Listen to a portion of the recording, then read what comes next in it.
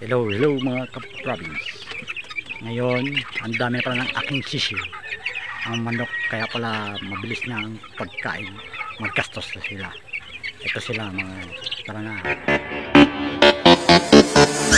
Let's go! Let's go! Let's go!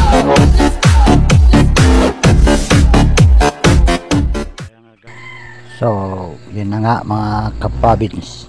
Sobrang dami na ng aking mga chicken. Sobrang magastos na sa feeds.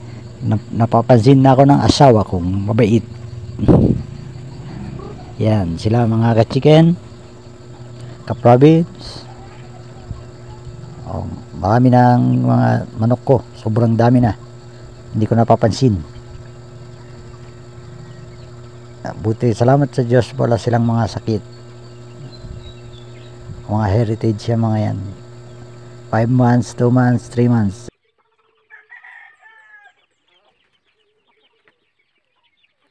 Ayan ang bago pa, wala pang 1 month. Papunta na naman, may dalawa pa. Wala pang 1 week. Ayan, meron pang 3 dyan nakakulong.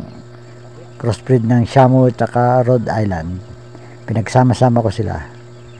Ayan ang aking breeding. Ang magulang ng aking mga sisiw, itong manok. Ayan mga guys, ito lahat ang aking manok, ang aking mini farm.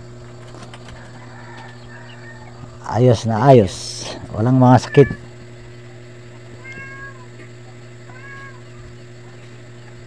Ito mga malinis ang aking farm para walang sakit ang mga manok. And salamat sa panonood mga ka-province. Paki-subscribe naman po ang aking channel para